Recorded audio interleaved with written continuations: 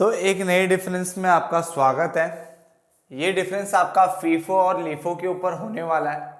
और जैसे कि आप जानते हो हम सब पॉइंट टू पॉइंट बात करते हैं, ठीक है। फालतू की इधर कोई बातें तो नहीं होती है, ठीक है। जितना भी बात होती है सारे कंटेंट से रिलेटेड बातें होती है हमारी maximum.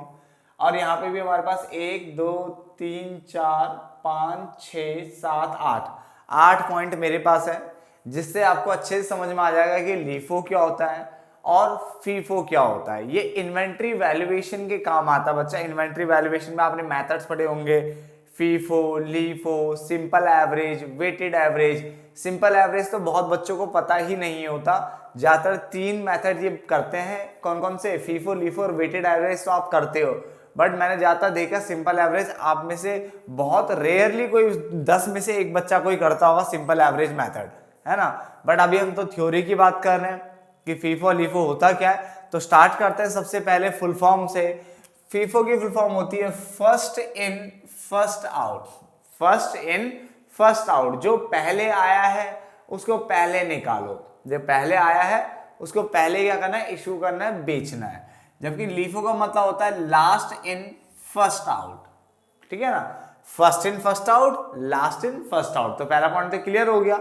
Point number 2, pricing of issue of goods, यानी जो गुड्स आप इशू कर रहे हो, सेल कर रहे हो, इस तरह से मान के चलो, ठीक है ना, उसकी प्राइसिंग कैसे होती है। तो issue of goods is priced on the basis of earliest cost.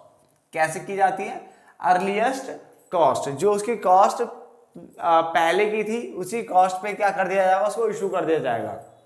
मैंने बताया ना, जो गुड्स पहले आएगा उसको पहले निकाल लिया जाता है। तो जो इशू ऑफ गुड्स है उसको प्राइस किया जाएगा on the basis of earliest cost, जो सबसे पहले की कॉस्ट होगी उस पे इसको इशू किया जाता है। जबकि issue of goods is priced on the basis of recent और लेटेस्ट कॉस्ट, जो अभी की जो कॉस्ट होगी, ठीक है, उस पे क्या करा जाएगा, इसको इशू किया जाएगा। सपोज करो आपके पास ये 500 यूनिट बचे हुए थे, जिसमें से 100 थे 20 रुपए के हिसाब से, ठीक है, 200 थे 15 रुपए के हिसाब से, और 300 थे 20 रुपए के हिसाब से। 300 नहीं 200 बचेंगे ना, 200 थे 20 रुपए के हिसाब से। इस तरह से आपके पास इन्वेंट्री रखी है। अब आप इसमें से ना 200 यूनिट बेचना चाहते हो, 200 यूनिट बेचना चाहते हो, तो 200 कैसे बेचोगे, सबसे पहले 100 बेचोगे, ये वाले 100 × 20।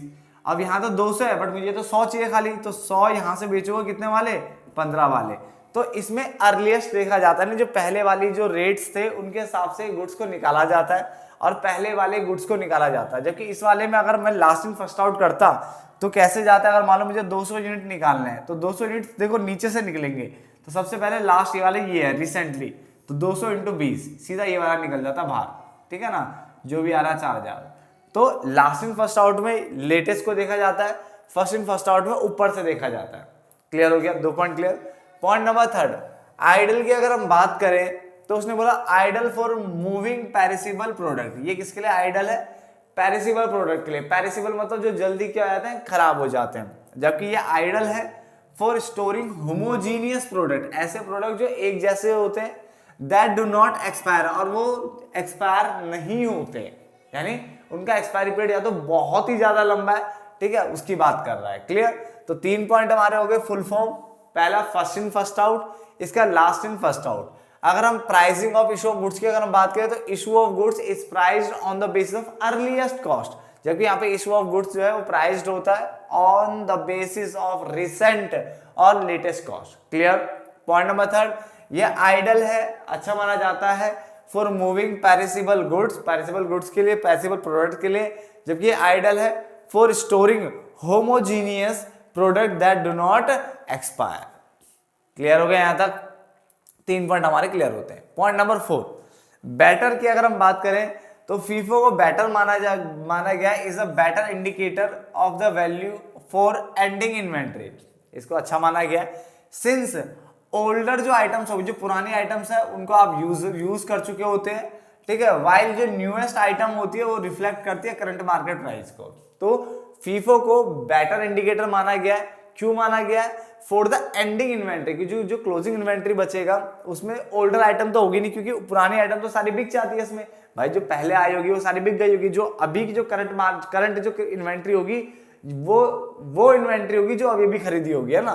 तो उसने बोला older items have been used up while the newest items reflect current market prices, जबकि it does not provide an accurate और अपडेटेड इन्वेंट्री वैल्यू। ये आपको अपडेटेड और एक्यूरेट इन्वेंट्री वैल्यू प्रोवाइड नहीं करेगा because valuation is much lower than, valuation जो होती है वो much lower than inventory items at today's price. क्योंकि इसमें क्या होता है, इसमें ना जो न्यू स्टॉक था वो तो निकल चुका होता है न्यू रेट पे, ठीक है, और जो पुराना स्टॉक पुराने रेट वाला बचा होता है तो जो वैल्यू होती है ना वो लोअर आती है, वैल्यूएशन जो आती है इज मच लोअर देन, वो कम आती है इन्वेंट्री के आइटम्स को एज टूडेज प्राइस, यानी आज उनका प्राइस कुछ और है बट फिर भी जो वैल्यूएशन है वो पुराने प्राइसेस पे चल रहा होता है उस वाले में।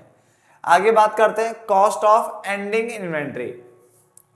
तो more recent cost are assigned to the unsold, ठीक है, आइटम्स, यानी जो रिसेंट कॉस्ट होगी, जो अभी की कॉस्ट होगी वो असाइन की जाती है अनसोल्ड आइटम्स में, क्योंकि जो क्लोजिंग स्टॉक है वो बिल्कुल न्यू स्टॉक को दिखा रहा होगा, पहले वाला तो निकल चुका होगा, फर्स्ट इन फर्स्ट आउट मतलब जो पहले आया होगा वो निकल चुका है, तो जो क्लोजिंग स्टॉक दिखा रहा है वो न्यू स्टॉक को दिखा रहा है, ठीक है। तो रिसेंट कॉस्ट यहाँ पे असाइंड होती है, जबकि यहाँ पे द अर्लीस्ट यूनिट, जो सबसे पहले आपने खरीदी थी, earliest unit cost are taken into consideration, ठीक है, फॉर वैल्यूइंग क्लोजिंग स्टॉक। तो इसमें अर्लीस्ट कॉस्ट को यहाँ पे कंसिडर किया जाता है।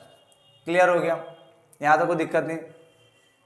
आगे लिखा हुआ है प्रॉफिट्स ड्यूरिंग राइजिंग प्राइजेस, यानी जब प्राइस राइज होते हैं उस टाइम पे, यानी इन्फ्लेशन आ रखा है, प्रॉफिट ड्यूरिंग राइजिंग प्राइसेस मतलब जब प्राइस आपके बढ़ रहे थे, इन्फ्लेशन आ रहा था उस वक्त, तो this method shows higher taxable income, ये हायर टैक्सेबल इनकम को शो करता है in the period of rising price, यानी जब आपका प्राइस बढ़ रहे होते हैं तो उस टाइम पे जो टैक्सेबल इनकम है वो भी बढ़ती है, as a result income tax liability जो है वो भी क्या होती है, बढ़ जाती है, इनकम टैक्स लायबिलिटी भी क्या होती है, बढ़ जाती है। जबकि अगर हम यहाँ पे बात करें तो this method gives lowest income, ये लोएस्ट इनकम की बात करता है, कॉन्सिक्वेंटली लोएस्ट इनकम टैक्स जो है in the period of rising price, अगर आपके प्राइस बढ़ भी रहे तो भी यहाँ पे इनकम जो टैक्स लगेगा वो आपका क्या लगेगा, लोएस्ट लगता है। क्लियर, मैं एक बार यहाँ पे रिपीट कर रहा हूँ, प्लीज, मैं रिपीट क्यों करता हूँ, मैंने बार बार हर वीडियो में बताता हूँ ताकि आपके दिमाग में इस चीज को घुसा सकूं।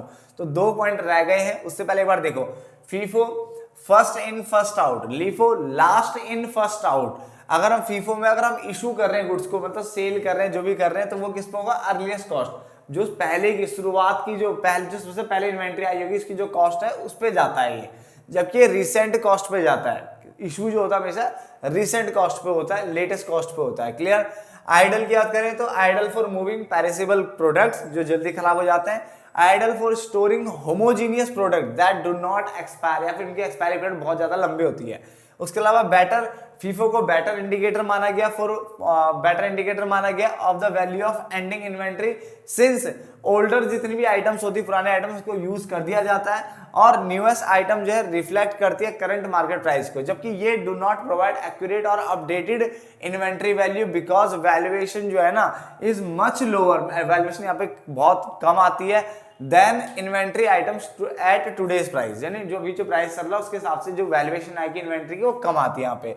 कॉस्ट ऑफ एंडिंग इन्वेंट्री, तो द मोर रिसेंट कॉस्ट, जो अभी की जो रिसेंट कॉस्ट है, ठीक है, वो असाइन की जाती है अनसोल्ड को। क्यों रिसेंट, क्यों, क्योंकि जो भाई जो बच गया होगा ना वो रिसेंट वाला बचा होगा, कि पुराना वाला तो सारा अर्लीस्ट कॉस्ट में निकल चुका होगा, पुरानी कॉस्ट में निकल चुका होगा, तो जो क्लोजिंग स्टॉक में जो बचा होगा वो अभी का रिसेंट वाला बचा होगा, तो रिसेंट कॉस्ट यहाँ पे असाइन की जाती है।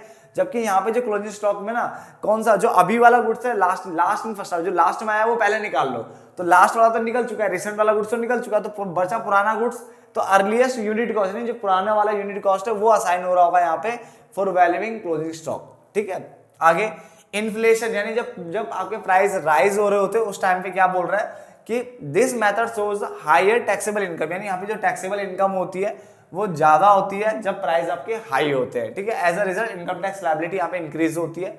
ये मेथड बोल रहा है कि गिव्स लोएस्ट इनकम, ये लोएस्ट इनकम आपको देता है and consequently lowest income tax in the period of rising prices. Clear. Then आगे डिफ्लेशन। अब डिफ्लेशन में ठीक उल्टा, रिड्यूस इनकम टैक्स, रिड्यूस यानी कम आपका इनकम टैक्स यहाँ पे शो होगा इन डिफ्लेशनरी कंडीशन, और यहाँ पे जो है in case of deflation larger amount of income tax जो है इज शोन, यहाँ पे इनकम टैक्स ज्यादा शो होता है। क्लियर।